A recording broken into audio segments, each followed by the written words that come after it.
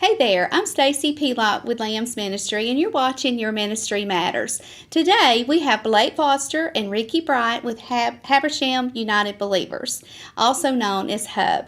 Welcome, guys, to the program. Thank you, Stacy. How are y'all doing today? Great. Good. Fantastic. It's so good to see you, and it's always good to hear from you, Blake, about all the good things at Habersham United Believers. Today we're going to be talking about a special program that God gave you a vision for. But really, before we get there, I want you to maybe tell some people that haven't heard about Hub. What did God bring to you through Habersham United Believers?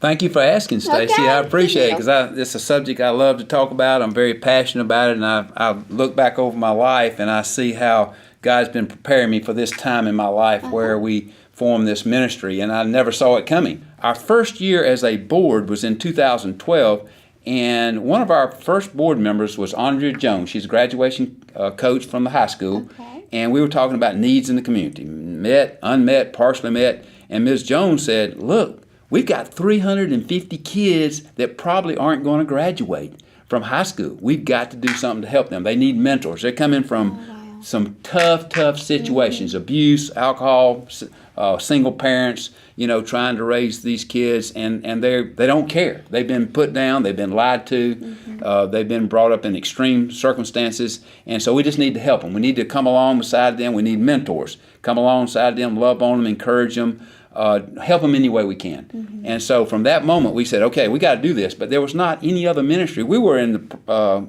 when we originally formed our ministry, we wanted to help 10 ministries that were already in our community were meeting critical needs, and we wanted to help them. But when we saw that there was nobody doing that, now they had Habersham Mentoring Incorporated, but they were mostly in the elementary school and partially in the middle school, but nothing in the high school. So we said, okay, we'll do it. We'll just start a ministry. And so that's where we started the ministry.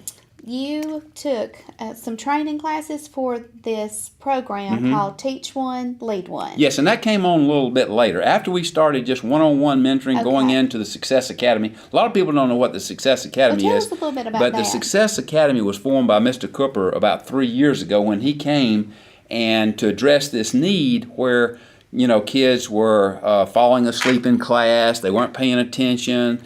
They acted like they didn't, they just weren't motivated. Right. And so he said, okay, I'm going to form a school especially for them, like a charter school. I'm going to form this school for them, and I'm going to invite them to come, and we're going to do a different type of education. We're going to let them go online, use their little laptop computers, go online, and just like you take an online college course, they're going to take an online high school course and can get credit for it and graduate if they stay in that program.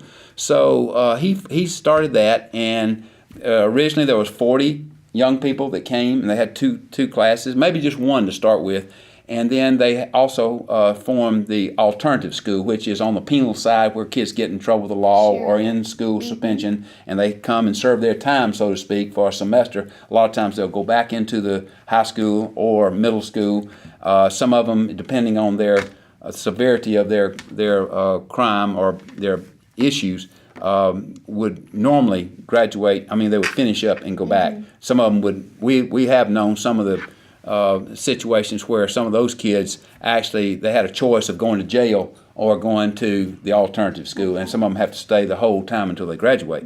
But anyway, so they invited, the counselor would reach out to young people and say, if you want to come to this or try it, come on. And so originally I think they just had 20. We would go into the classroom and just do one-on-one mentoring. And they could pause whatever they were studying, their online study, and we could talk to them. Then we found out about Teach One to Lead One, and that was just through a friend of mine with actually through Chick-fil-A Foundation. I have a good friend with the Chick-fil-A Foundation, and she was telling us about it on one of her trips up here when she came to speak, actually. And so, and she just told me, she said, I've heard of this program. It's something about Teach One. I'm not sure about it. I Googled it and did all my homework and found out all about it, and the rest is history. Okay. So, from a student's perspective, who would qualify for the Teach One, Lead One? The counselors know those kids, those young people that are struggling. I understand. Okay. The teachers know. And so they might say, you might want to consider the Success Academy. And so they would give them the opportunity to look into it and, join. And so we'll have some students So on any later on to tell you student about in the that. Success Academy can go through Teach One, Lead One. Right. You encourage that. Well, I'm sure. yeah, and that's not, they're not given a choice at Success Academy. They have to go through that. They do. They have okay. to. Okay. And there may be an exception to that. I'm not sure. I hadn't thought about that much, Stacy, but they pretty much are there, and they're given that that's opportunity. kind of like your yeah. mission field. Right. You go into Right. that So place. anyway, that's and that's done, once a week. It's once a week for like an hour and 15 minutes. And we started off just doing it for one semester, but we had a lady that came and joined us, was a former principal of Calhoun High School. Okay. And she fell in love with our program and said, she went through it for a semester, and then she said, we're trying to take it at too fast of a pace, and we're not having enough one-on-one time with the young people. Oh, I see. And so she suggested we expanded the program. So last year they allowed us more time in the classroom for a whole year, and it made all the difference in the world. Good. So, Ricky, do you go into the classroom and teach some of the I do. and mentor? I do. When I met Blake a few years back, I don't know how he stumbled on me, and he and I started meeting at McDonald's, and his statement was, "Well, I understand you're the adolescent guru," and I'm going, Okay. "I don't know what you're talking about, but I just torment kids." Okay. And so after about a year of he and I meeting and talking or whatever, and finally he said, "Rick, I think you can do this program." And I'm rather busy because I counsel for a couple different agencies, and I said, "Well, what do you got?" And finally he told me about Teach One, Lead One, and I did the training, and of course I fell in love with it because I've been looking for something that we can begin to teach some principles to these young people that they can take with them. And it's something they really need in life anyway. Sure. But due to the circumstance of sometimes of their environment, they just don't get it. They don't get it at home. They might not even get it at church sometimes. But we felt it's important that they receive these basic principles of honesty and character and those things. So when he asked, we went in, and it was pretty exciting because you're teaching, but the most important thing is you get to talk to kids. And you get to get inside of that child's life and find out really what's going on with that kid, and give that child hope that somebody believes in that child and that they can do it. Because it's not just about teaching the principles of Teach One, Lead One. We ask them about their schoolwork. We ask them about their home life. We ask them, what did you accomplish this week between, that last week and this week? And when we leave, we say, okay, now, you got to do this. And it gives the school an extra support system. And what I've seen, it's a very powerful tool. And there's nothing like relational building, That's is right. there? I mean, when you're building that relationship with that student, they're trusting you. Yes. And you can be another voice speaking into their lives, some positive things and encouragement. Where sometimes students tend to tune out a teacher. That's right. A mentor coming in that's invested, they would probably, I could see how that is just such a added dimension to their life and to their learning. Well, it was unique also because we had everything from teachers, former teachers, to Marines, to housewives, to engineers, all these people coming together in this setting to help these children. So they all lend their own little quirkiness and expertise. And it's really Yes. neat where I might not relate to this child, someone else would. Okay, So- let me ask you this. How many children do you personally mentor during that semester? Do you have a number that you Well, feel when- like you can manage, or Well, how does that work? we broke it down to where we had 4 or 5 kids in one group. Okay. And then so there were maybe 20 in our group, and there were 2 classrooms. So Okay. we'd have 20 with 4 mentors. Another class had 20 with 4 mentors. So I'd have 4 or 5 kids. I ended up with 5 girls. Oh, It wow. was funny. And so you have your 5, and you start with them. But what became a challenge was, where's so and so?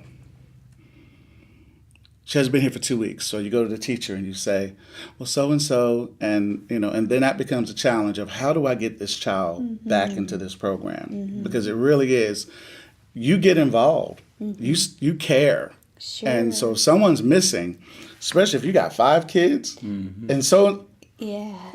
hello, you okay? Send a quick. So those things matter. But yeah, we broke it down to about each mentor had about 5 kids. Great. That's great. Now, are you looking for more mentors, and how would someone go about becoming a mentor?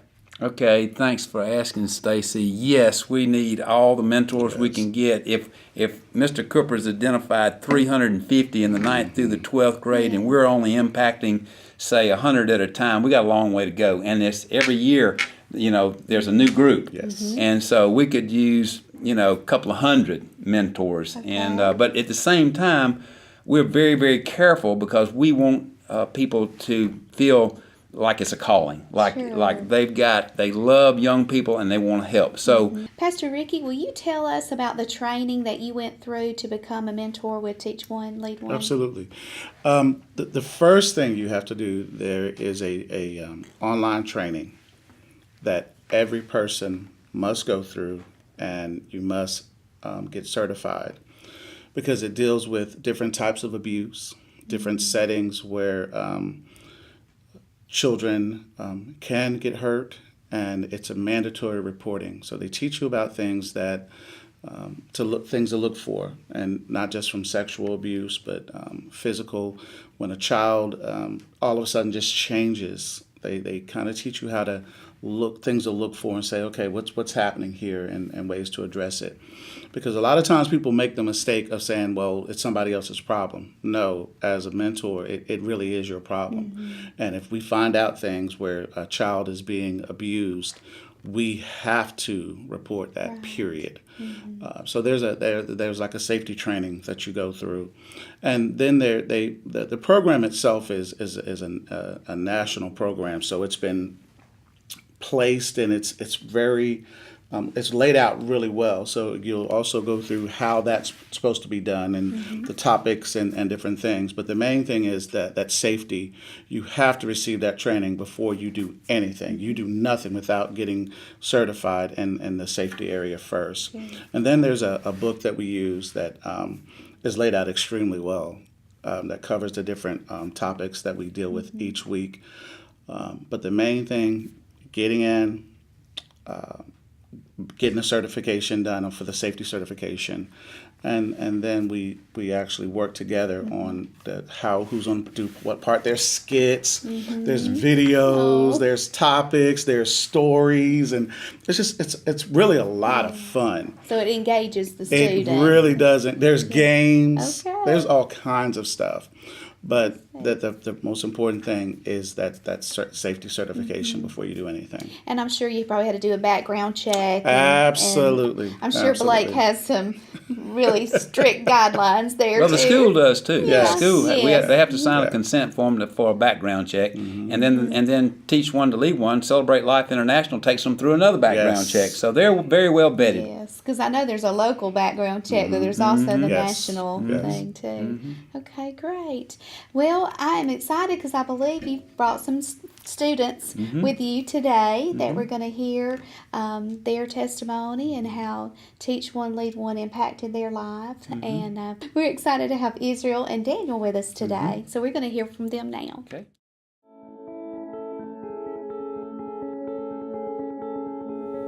Hi, my name is Israel Marquez. I was born in Long Beach, California, and growing up as a child, it was hard because I've seen in school a lot of my friends die. I've held them in my hands, and I've seen just death around the corner. So it made it hard to perform in my school because I was always concentrated. Is this my last day? Am I gonna see my friend again? We moved to Georgia when I was around 9, going 10, and I heard about this program, Teach One to Lead One, when I entered the Success Academy. And it started impacting my life because I saw that they were always positive. And no matter the situation, it was negative. The kids would give them their life, and it was hard to hear, but they would always show us the good in what we've been through. And I've always had great parents. I grew up in a Christian home. I grew up with both my mom and my dad. But this program helped not only me, but students that didn't have both parents. They had only mom or only dad, or sometimes they lived with their aunt or their grandma. And that gave them role models to look up to. And I've seen how this program has changed a lot of their lives as well. They're making an impact in people's lives because I know a lot of these students, and I've seen a drastic change in their lives simply because they have a role model to look up to.